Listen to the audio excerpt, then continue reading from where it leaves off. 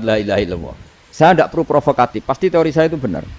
Bukan saya bilang benar itu karena sombong, enggak. Ini sesuai teks. Misalnya begini, benar enggak kelompok takfiri yang suka ngafirkan orang lain? Itu pasti tidak benar. Logikanya gampang. Orang yang kafir 70 tahun saja dengan melafadzkan la ilaha illallah menjadi muslim. Masa dengan kalimat yang sama yang muslim menjadi kafir?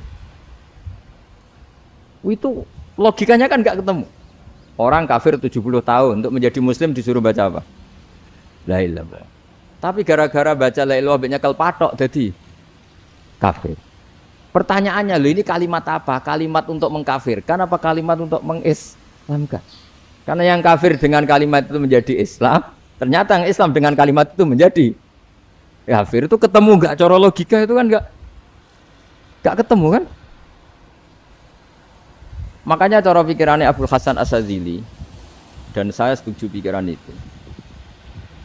Istighfar ini boleh orang Jawa Timur protes karena kadang beda manhaj, tapi jangan protes saya, protes Abdul Hasan Asyadzili kualat mesti sampean. Ketua Torekoh napa? Asyadzili ya. Cara mazhab Asyadzili, dan Anda boleh berbeda mazhab, mencari khasnya wong kampus sing wani beda. Beda kapasitas lah, pokoknya butuhnya beda. Dan ketok pinter, ketok kritis tuh. Cara mazhab Abdul Hasan Asyadzili itu gini Pak Rektor. Jadi istighfar itu baik. Tapi ba'da kamali tauhid, setelah tauhidnya itu benar. Alasan beliau masuk akal. Ketika ada ayat fa'alam annahu la ilaha illallah wastaghfir li dzambik. Bihadil kalimah. Jadi orang boleh istighfar itu setelah tauhidnya benar. Alasannya Abdul Hasan Asyadzili begini. Qul lil ladzina kafaru iyantahu yughfar lahum ma qad salaf. Katakan kepada mereka yang kafir, sekali mereka tidak kafir, maka otomatis dosanya masa lalu diampuni. Pertanyaannya, yang bisa menghentikan kekafiran itu kalimat apa? La ilaha illallah. Dengan hanya melafadzkan la ilaha illallah Muhammadur Rasulullah, langsung yughfar lahum ma qad salaf, langsung dosanya diampuni. Berarti yang menjadi pengampun dosa lah, penyebab pengampunan itu apa? La ilaha illallah. Itu bahkan orang kafir belum istighfar. Di ayat itu kan Allah enggak mensyaratkan setelah la ilaha illallah istighfar baru diampuni, enggak. Asal la ilaha illallah langsung yughfar lahum ma qad. Saya ulang lagi ya, jelas ya. Jadi qul lil ladzina kafaru iyantahu yughfar lahum ma qad. Nah, sekarang iyantahu, mereka berhenti dari kafirnya. Syaratnya pakai apa? La ilaha illallah Muhammadur, itu langsung yughfar lahum ma qad. Artinya apa? Ghufranullah itu bisa didapat hanya dengan mujarrodut tauhid, yaitu hanya dengan melafadzkan kalimat thayyibah. Dan sahnya istighfar juga berdasar kalimat thayyibah itu. Misalnya gini, orang kafir sebelum Islam melafadzkan astaghfirullah, astaghfirullah, astaghfirullah, kira-kira diterima enggak? Enggak kan? Karena syaratnya istighfar ba'dat. Nah, makanya dalam mazhab Asyadzili istighfar itu setelah la ilaha illallah. Karena cara pandang ya seperti itu. Jadi fa'alam annahu la ilaha illallah wastaghfir li dzambik. Jadi dengan kebenaran tauhid saja ini sudah cukup kita insyaallah layak diampuni. Karena innallaha la yaghfiru ayyusyraka bihi wa yaghfiru ma duna dzalika liman yasha. Jadi orang yang tauhidnya benar itu bisa diampuni Allah asal tauhidnya benar. Itu Allah ngendikan liman yasha wa yaghfiru ma duna dzalika liman yasha. Dawe Imam Suyuti walam yakun liman yastaghfir. Jadi orang yang bertauhid secara benar meskipun gak sempat istighfar itu tetap potensi diampuni. Karena bawaan tauhid itu sudah menjadi layak diampuni. Kayak orang kafir sekali ngelafadzkan kalimat tauhid mbok gak istighfar langsung diampuni. Nah, karena melihat seperti itu terus orang berlomba-lomba memperbanyak jumlah ngelafadzkan la ilaha illallah. Jadi kita yang alim, kita semua, saya tidak bilang saya, kita termasuk yang di pinggir-pinggir saya ngaku alim orang masalah lah soalnya. Kita semua yang alim-alim itu tahu bahwa la ilaha illallah itu super. Sudah bawaannya tauhid, juga punya kelayakan Nah, kemudian nasib kita agak sial. Malah kalimat ini dituduh bid'ah, dituduh khurafat. Mergo Nabi enggak pernah tahlilan, Nabi enggak pernah. Nabi enggak pernah tahlilan, kalau diartikan Nabi ora tau maca la ilaha illallah, enggak kalimat itu. Nah, ini provokatif ini. Jadi ini sudahlah keanehan-keanehan ini kita terima karena ciri utama wali, ciri utama ulama itu wa udzu fisabilillah harus pernah disakiti. Jadi kalau Unisma sakit karo dituduh apa? Dituduh bid'ah itu berarti belum calon ulama. Calon ulama itu wa udzu fisabilillah harus disakiti. Jadi kalau kamu disalahpahami itu ya harus santai. Ya termasuk provokatif tadi. Termasuk diatur tadi itu. Jadi kalau cara berpikir kan, karena mereka itu memang kalau kita turutin itu memenya itu terlalu, kadang menghujat kita itu enak ya jadi GNU ada orang mati datang, kiainya dapat makan, dapat rokok, terus pulang. Jadi apa? Terus kita kayak tersangka terus, kita kan kayak tersangka terus, tertuduh terus. Yang orang NU ya memenya juga nggak kalah ekstrimnya. Boleh ya ajaran orang nggak boleh ngasih-ngasih kiai. Berarti boleh dong ajaran kikir. Jadi memang kadang apa ya, cangkem elek lah bahasa kasarnya itu. Itu memang kadang lebih mengenakan kalau kita datang ke acara mayat kan dapat makan, dapat minum. Kalau yang sohibul bait rokok ya dapat rokok. Kalau kiainya dapat wajib, kadang 20.000, kadang 50.000. Terus memenya itu kok setega itu ya ada orang meninggal kok malah kita makan-makan. Seakan-akan kan kultur ini biadab kan gitu. Tapi yang orang NU kebalikan bales. Oh ternyata nggak boleh ya mayit disodakoi. Ternyata nggak boleh ya orang dermawan. Berarti Islam membolehkan medit ya gitu. Yang mau ini kan. Tak angen-angen itu luwih mandi timbang takbir ya. Karena ini kan memicu emosi kan. Memicu apa? Emosi. Nah, tapi saya kalau disuruh bela mana itu tidak ada yang saya bela. Ya seorang sudahlah kalau mau nganggur saja sudah itu. Ya tapi itu memang apa ya? Itu khazanah Islam. Ada yang kritik, ada yang enggak. Ya itu memang khazanah. Ya biasa aja kalau saya biasa. Karena dulu ulama itu sudut pandangnya itu ya seperti itu. Ada yang ulama suka ibadah itu sholat, ada yang milih apa tidur. Sampai Imam Ghazali bilang suatu saat ibadah terbaik di zaman akhir itu tidur kan.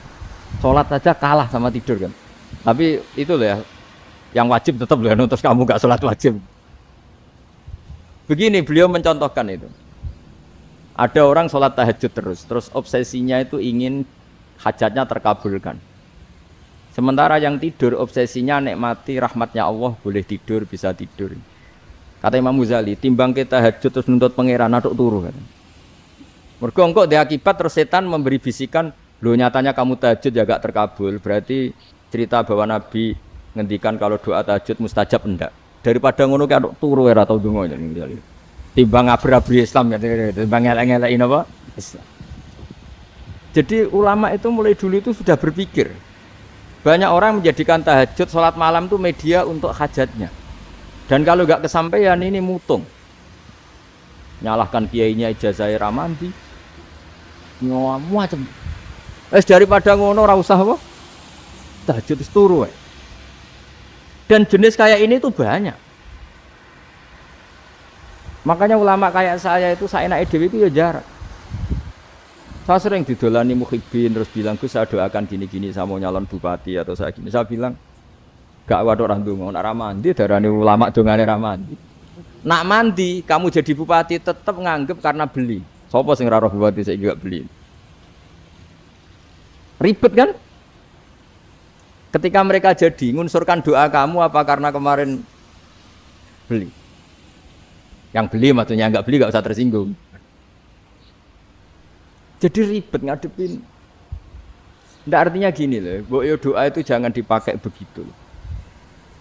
Kalau minta nasihat tak nasihati jadi bupati yang baik, gubernur yang kalau minta doa itu resikonya. Akhirnya kiai kalau diminta doa ya doa, sebenarnya diisinya itu enggak doa kemenangan.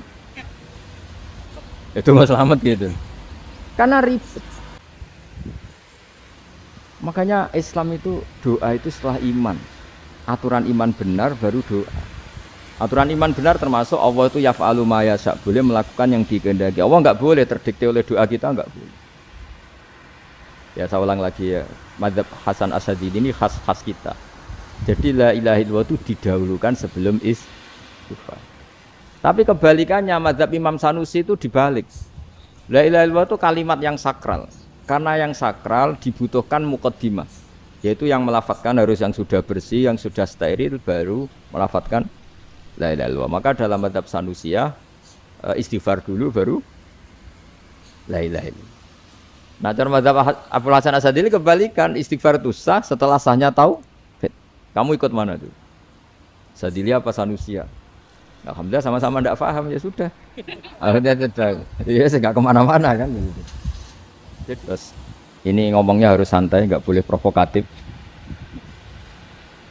Begini, kita tahu dalam perdamaian Hudaybiyah itu poin-poinnya itu semuanya merugikan Islam. Di antaranya adalah jika yang Islam masuk kafir harus dibiarkan, karena berarti masuk ke habitat asli. Karena Nabi sebelum jadi Nabi, komunitas pokok itu kafir, sehingga kalau Islam masuk kafir kembali ke habitat. Tapi kalau Islam masuk kafir, kafir masuk Islam itu harus dikembalikan karena dianggap bid'ah. Maka kalau kamu dituduh bid'ah itu tenang saja dulu, Nabi itu ya dituduh ji'ta bidinin muhdas, kamu datang dengan agama yang baru. Cuma agak diteruskan wa kullu muhdatsatin bid'ah wa kullu bid'atin dalalah. Jadi orang-orang kafir dulu kalau ngomentari Nabi ya ji'ta bidinin muhdas, kamu datang dengan agama yang apa? Baru. Nabi nurut. Semua perjanjian yang merugikan Islam itu Nabi nurut. Tapi Nabi hanya minta satu hal, jangan ada perang 10 tahun. Dan orang boleh seminar, boleh diskusi tentang Islam. Ya ini dengerin betul ini. Jadi saya tidak akan provokatif, ini pakai logika. Nanti bisa dipakai disertasi doktor. Tapi saya minta orang boleh diskusi, boleh seminar tentang Islam. Akhirnya saat itu juga ada orang yang masuk Islam. Di depan tulisan itu belum kering istilahnya. Datang ke situ namanya Abu Jandal bin Suhail bin Amr. Itu datang ke Nabi, ya Rasulullah saya ini mau masuk Islam. Kata orang-orang kafir, ini pertama Muhammad, kamu komitmen enggak sama perjanjian? Kalau kamu komitmen harus kamu kembalikan. Nabi bilang, ya Abu Jandal kamu kembali ke mereka, ke habitat mereka, yaitu menjadi kafir. Di komunitas kafir maksudnya. Akhirnya nangis. Sayyidina Umar itu mendekati Abu Jandal, kemudian memberi isyarat supaya ngambil pedangnya. Jadi isyaratnya wong ini baca ora wis. Maksudnya orang-orang kafir. Tapi Abu Jandal enggak mau. Singkat cerita akhirnya kembali ke komunitas kafir. Tapi yang dikatakan Imam Zuhri cara analisis ini enggak bisa pakai provokatif, harus pakai analisis. Innama kanal qitalu haitsul taqon nasu. Yang namanya perang itu menjadikan orang enggak berpikir jernih. Ini poin yang diambil oleh Rasulullah. Kalau dibahasakan Nabi curi kesempatan, maksud Nabi dikatakan mencuri, meskipun itu hanya bahasa ya. Enggak mungkin lah kita bahasakan seperti itu. Saya ulang lagi ya. Kenapa ada perang berkesinambungan sampai tahun ke-8 Hijriah? Mulai tahun kedua ada perang Badar sampai tahun 8 Hijriah itu perang terus. Nabi sama orang kafir perang terus. Akibatnya apa Pak Profesor? Namanya perang itu ya enggak kau bermikir. Pokoknya agar ketemu Islam perang, Islam ketemu kafir perang enggak kau bermikir. Padahal Islam itu bisa diterima oleh akal sehat, harus lewat diskusi, lewat pengamatan, lewat pemikiran, lewat pengendapan berpikir. Makanya Nabi tahu ini masalah besar. Kalau orang perang terus, itu gak kober mikir Islam, gak sempat diskusi tentang Islam. Makanya Nabi hanya minta satu poin. Oke, perjanjian ini saya turutin semua, tapi saya minta orang kafir semuanya boleh mendiskusikan Islam, boleh seminar tentang Islam. Mereka bilang iya, pada pikiran mereka kan diskusi paling piye. Ternyata betul, ada diskusi. Terus temanya gini, kira-kira bener di Muhammad Abu Jahal. Terus Tuhan Muhammad sama Tuhan Abu Jahal itu keren mana? Diskusi. Tuhan Muhammad itu khaliqus samawati wal ardi, yang menciptakan langit bumi. Sebagaimana kampanyenya Muhammad. Ya mereka masih jangkar bilang Muhammad. Kalau Tuhan kita, ya berhala itu yang kita bikin, yang kadang rusak, yang kadang kudanan, terus lemutan, pokoknya terus diskusi. Kita kok bener pengirannya Muhammad. Terus Muhammad Abu Jahal. Mulai dhisik Muhammad itu ora tau bodoh nih. Mulai dulu Muhammad tuh gak pernah bohong. Abu Jahal, waduh, wis bodoh nih ngongkonan. Wih, wis ribet kan? Dan semua diskusi itu mengarah ke kebenaran Islam. Wah, akhirnya wong kafir sing tokoh-tokoh cara Jawa yo. Wah, semane jebule masalah ini kan. Artinya gini, kalau kita ingin Indonesia damai, sebenarnya yang untung itu Islam. Karena Tuhan yang menciptakan langit dan bumi tentu gak akan diperbandingkan atau akan dikalahkan oleh Tuhan yang lahirnya saja sudah di bumi. Misalnya kita menjual Tuhan Allah, siapa itu yang menciptakan langit bumi yang ada sebelum langit bumi? Bandingkan dengan Tuhan yang lahirnya di bumi, ada tanggal lahirnya, ada aktenya, itu kan sudah ribet kan? Begitu juga kalau memperbandingkan tokoh, Muhammad itu siapa? Tokoh yang bisa menyatukan pan-Arabik, tokoh yang begini-begini, yang sayang istri, sayang keluarga. Dibandingkan dengan tokoh Abu Jahal, Abu Lahab yang dorong jauh penggaweannya yang ngerugikan orang lain. Akhirnya orang itu mulai tertarik sama Islam. Makanya kata Az-Zuhri, pakai bahasa dulu, falam yaklim ahadun bil Islam. Tapi kalau sekarang yang populer itu bahasa yatakallam. Sebenarnya yang benar itu bahasa kalimah yaklimu kalaman, karena masdarnya itu kalam, berarti sulasi nopo mujarrad. Tapi di fi'ilnya itu mujarradnya enggak kelaku. Jadi di fi'ilnya takallama ya takallamu, tapi untuk masdarnya yang kelaku kalaman. Jadi ini agak unik, agak enggak lazim. Sebenarnya kan takallama ya takallamu takalluman, tapi di masdarnya kalam populer, tapi di fi'ilnya tidak populer. Saya teruskan ya. Ini penting sekali. Jadi menjual Islam, kalau boleh dibahasakan menjual, itu tetap enak dalam kondisi damai. Karena kalau kita perang, itu bawaannya kalau ketemu ya perang. Kalau ketemu perang, sehingga orang itu rakober diskusi dulu. Saat benernya Islam sampai kafir itu bener di. Karena tidak kober diskusi, tidak sempat diskusi, orang yang milih yang kafir. Karena yang mayoritas yang kuat. Sementara Islam zaman itu lemah. Lah Nabi itu yang diminta hudnah, yang penting kita damai. Terus orang boleh mendiskusikan benar mana kita dan mereka. Ya setelah diskusi ya tadi kan nggak mungkin Allah yang begitu keren hebat pencipta langit bumi dibandingkan berhala yang mengurus dirinya sendiri saja tidak bisa. Walhasil terus orang mulai tertarik sama Islam dan aturannya nggak boleh dilarang diskusi itu. Nah makanya saya pernah ditanya beberapa profesor di Jogja, Gus, suatu saat kalau kampus paling keren di Jogja ini ada Islamic Studies, kemudian pengajarnya dari berbagai agama, ini riskan nggak bagi Islam? Saya jawab, asal yang didiskusikan Islam itu nggak masalah. Yang repot itu nak umat Islam. Karena kalau umat Islam yang jadi percontohan, banyak raja yang dolim, banyak pemimpin Muslim yang dolim, terus identik dengan Islam itu jadi dolim kan ribet. Ya kalau pas umat Islam, kalau Islam yang kumat kan jadi masalah kan. Nah ini kan terus jadi beda umat Islam sama Islam yang lagi apa? Kumat. Singkat cerita terus Islam mendapat posisi yang luar biasa. Nah makanya di sini diistilahkan falam makanatil hudnah, ketika ada perdamaian wa amanan nasu ba'dum ba'do, orang merasa aman, itu fatafawadu fil hadis wal munazaah. Mereka berdebat, munazaah itu berdebat. Keren mana konsep Muhammad dengan konsep Abu Jahal? Keren mana konsep Tuhannya Muhammad dengan Tuhan kita? Terus diskusi dan mereka akhirnya ikrar, wah yang benar ya Muhammad. Di mana-mana Tuhan tuh ya sebelum langit dan bumi, di mana-mana Tuhan ya punya reputasi menciptakan. Masa Tuhan reputasinya diciptakan, kayak berhala dan sebagainya. Ibadah juga gitu. Ibadah wong kafir itu kalau tawaf itu telanjang, ibadah Muhammad santun pakai pakaian. Terus akhirnya mereka mulai tertarik Islam. Sehingga saya lihat di beberapa tafsir, saya memang tidak akan ngomong yang tidak serius, ngergani Unisma ben sawangane pemikir serius. Akhirnya apa? Ulama dulu itu sebegitu rileks nerangkan tau. Lalu kenapa Asma ini yang ya ini kan khas NU ya, khas pesantren.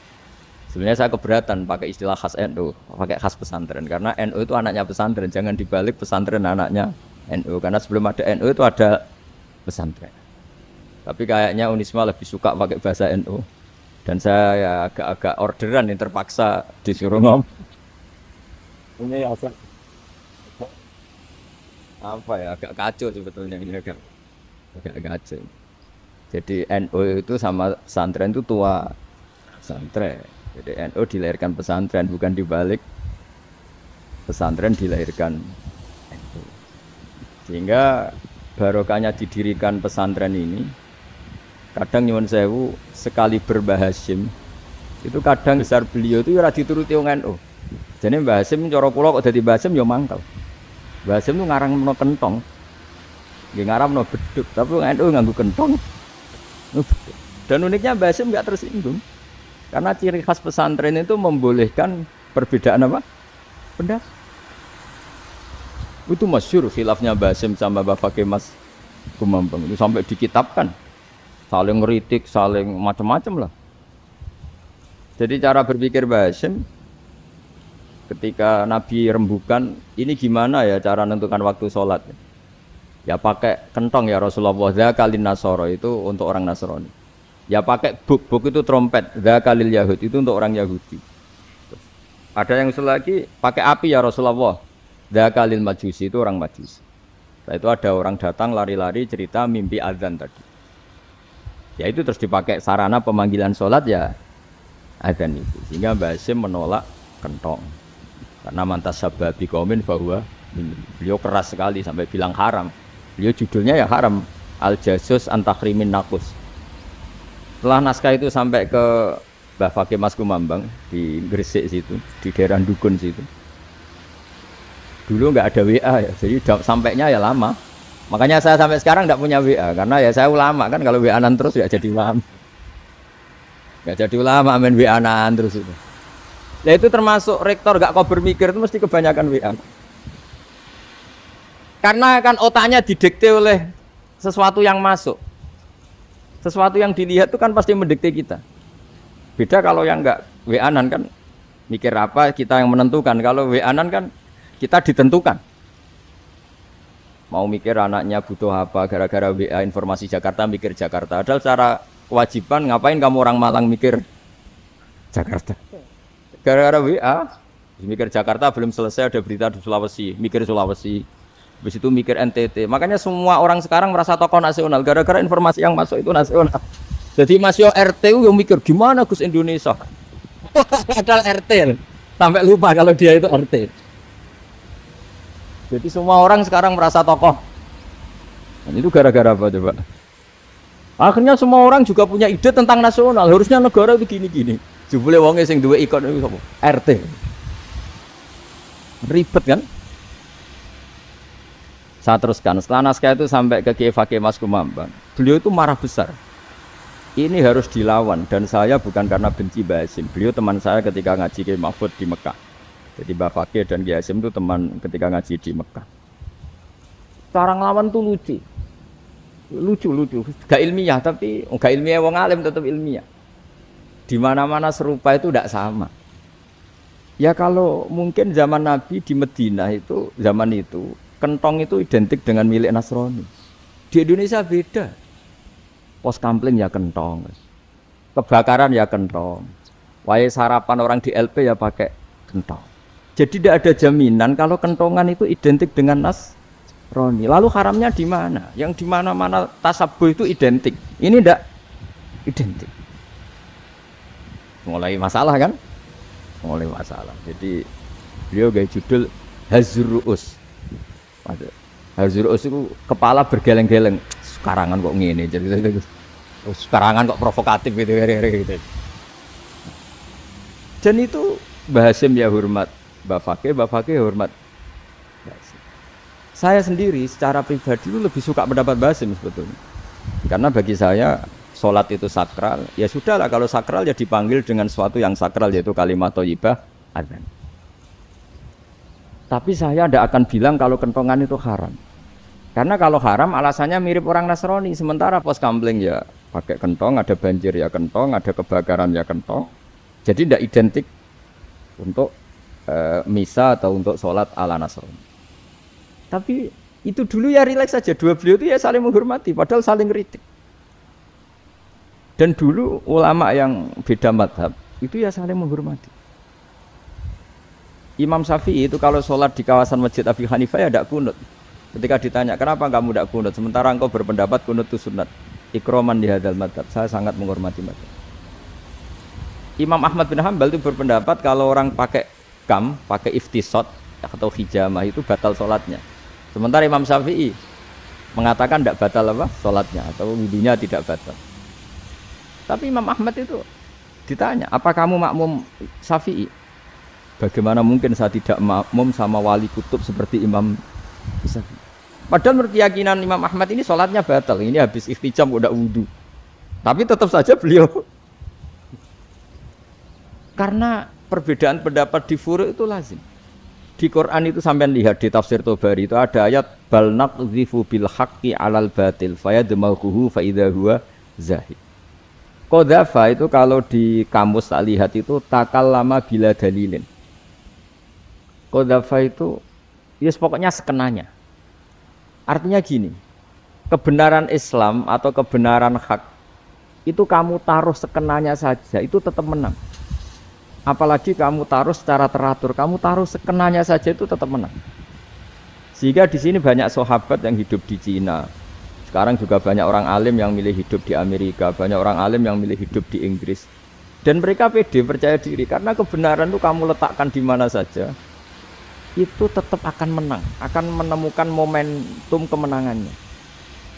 Misalnya gini, contoh paling gampang. Dulu para peneliti, saya ulang lagi dulu para peneliti itu ya datang kemana-mana, termasuk Ibnu Battuta, termasuk Ibnu Khaldun, ya semua peneliti itu suka neliti. Setelah diteliti, Quran itu satu-satunya kitab suci yang membicarakan sains, misalnya tentang falak, tentang astronomi, tentang asal-usul kejadian manusia, kejadian makhluk, juga bicara tentang geografi, geologis, semuanya. Sementara kitab lain hanya cerita tentang mawaid wal hikam wal ibar. Jadi diteliti kayak apa, pada akhirnya hak ini yang menang. Bal naqdhifu bil haqqi 'alal batil fayadmaghu fa idza huwa zahid. Saya berkali-kali cerita, ada ulama yang ahli matematika.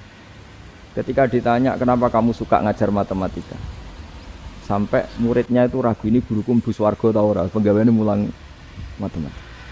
Jadi para muridnya bermimpi bahwa Imam Amudi itu disuruh ngajar para malaikat. Dan itu pede betul. Kata Allah, ini ulama saya yang iman kepada saya setingkat iman kamu. Dari malaikat itu tidak mungkin Gusti, kita menyaksikan langsung engkau sementara ini di bumi, nggak nyaksikan jenengan. Kenapa bisa sepede dan seyakin itu? Akhirnya Imam Amudi disuruh ngajarin matematika.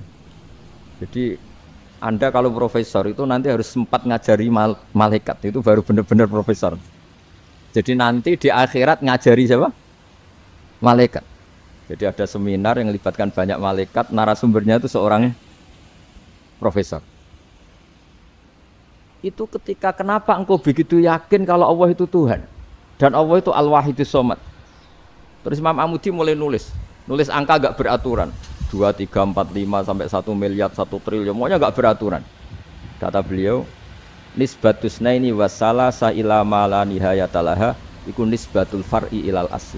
Mbok angka sebanyak apapun, 2 dibanding 1 ya far'ul wahid, 3 dibanding 1 ya far'ul wahid. Semua angka yang enggak terhingga pun dibanding 1 semuanya far'ul wahid. Semua angka sebanyak apapun itu cabang dari angka 1.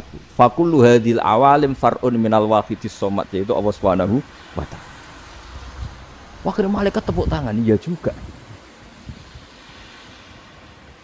Jadi begitu juga ada ulama itu ahli gambar. Saya dulu ngaji sama Mbah Mun Al-Husunul Hamidiyah, itu kitabnya itu banyak gambarnya. Dan gale gambar yang ngawur betul, mangga ahli gambar. Saya epol, sempurna lele. Mus gambar bangunan, gambar sapi, pokoknya gambar. Ternyata dia menemukan Tuhan itu dari gambar. Gambar serapi ini atau seruwet ini sama. Gambar rapi sama ruwet itu sama kalau dalam pandangan tauhid. Dimulai minan nuqtah al-wahidah. Kowe cek gambar sing rapi sing indah, cek gambarmu elek, dimulai dari satu titik. Dan titik ini nuqtatil wujud, yaitu Allah Subhanahu wa ta'ala. Jadi nak cara ahli tauhid gak penting gambarnya api, menang lomba atau ora penting. Butuhe hadis surah ini gambar baik yang rapi maupun ndak adalah min nuqtah dari satu titik. Alam raya sebanyak ini mbok gambar mbok orang, cek mulai Mars sampai Jupiter kabeh semua bentuknya yang banyak ini semuanya min nuqtatil wujud, yaitu dari titik wujud. Gini kok Allah Subhanahu. Di sini hebatnya ulama-ulama, mbok dia pengajar matematika, mbok pengajar gambar, semuanya dipakai perangkat untuk tauhid. Nah, itu kan juga bagian dari Islam damai, Islam yang sangat tidak perlu perang untuk orang dipaksa Islam. Enggak perlu provokatif kayak tadi pidatonya rektor jenengan tadi. Jadi ciri utama ilmuwan tuh kalau ngomong datar tapi logikanya enggak terbantahkan, itu ciri khas ilmuwan. Kalau ciri khas politikus kalau ngomong itu keras.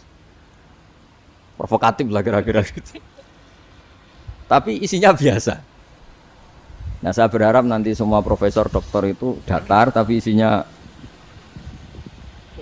ya kualitasnya bagus ini. Mantap. Jadi makanya terus kata ulama, kenapa diistilahkan balnat zifu bil haqqi? Kenapa pakai qadzafa sementara qadzafa maknanya takallama bila dalil? Maksudnya bila dalil di sini itu min ghairi ikhtiyajin ila dalilin. Kebenaran itu memang enggak butuh dalil. Apa kita perlu dalilnya apa? Buktinya apa? Kalau 3 itu cabang dari 1. Wong gendeng yang takok gitu pas orang gendeng. Wong 3 cabang dari 1 kok ditanyakan buktinya apa? Itu min awalil bidah. Pertama orang pasti tahu kalau 3 itu far'ul wahid. 1 juta juga far'ul wahid. 1 miliar juga far'ul. Gambar yang sebanyak apapun ya dimulai dari 1 titik. Cek gambar benar maupun yang tidak.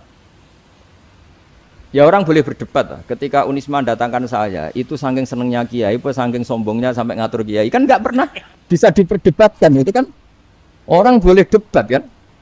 Itu saking angkuhnya apa saking senengnya kan nggak jelas kan?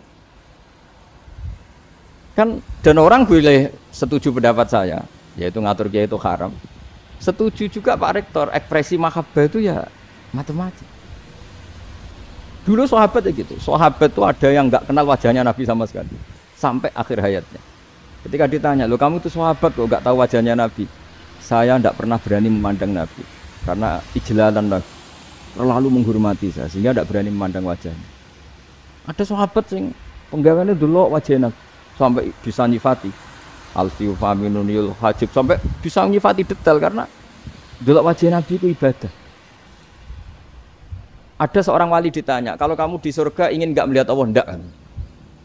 Loh, tapi semua orang ingin melihat Allah.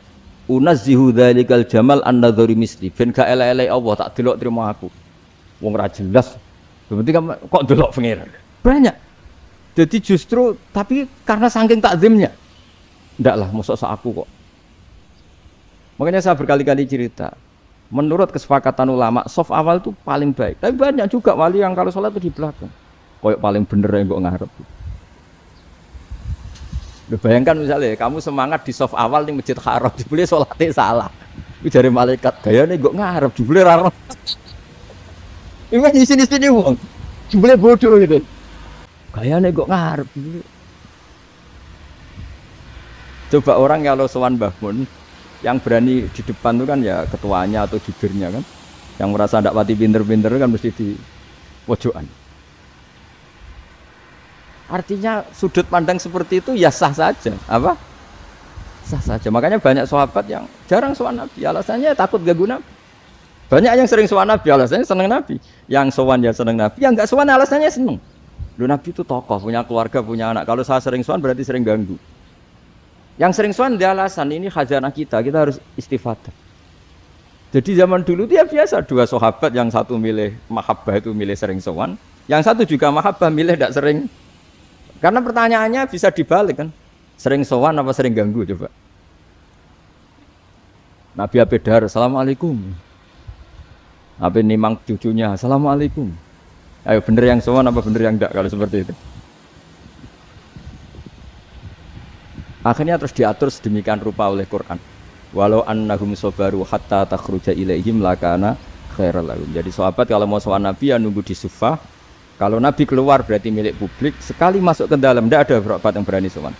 La tadkhulu buyutan Nabi illa ayyudzana lakum. Kalau soal sampai masuk dalam harus nunggu dipanggil. Karena sekali Nabi masuk dalam itu milik privat keluarga, milik istrinya, milik cucunya, milik keluarganya. Jadi Nabi sekali keluar ke ruang itu berarti milik publik. Itu terus jalan tengah. Karena kalau langsung masuk, bayangkan saya itu sering menyaksikan. Mbah Mun habis ngaji 2,5 jam ngaji Jalalain, baru masuk, Assalamualaikum. Padahal yai mungkin mau ke kamar mandi, mau ini itu. Jadi dulu itu Quran sangat modern, sebelum ada dokter ngatur tamu, rektor ngatur tamu itu Islam sudah modern. Dia kan nggak fair kan? Misalnya saya ke Unisma harus janjian pakai ini, terus kalau misalnya kesini selonang-selonang kan lucu kan, mentang-mentang kiai terus juga sowan-sowanan selonang-selonang. Padahal kalau kita mau ke mereka pakai protokol, sering nggak fair dunia ini. Tapi karena aku kiai ra oleh gelo ya sudah gitu. Akhirnya saya memutuskan nggak gampang kemana-mana karena itu. Saya sering didatangi ajudannya menteri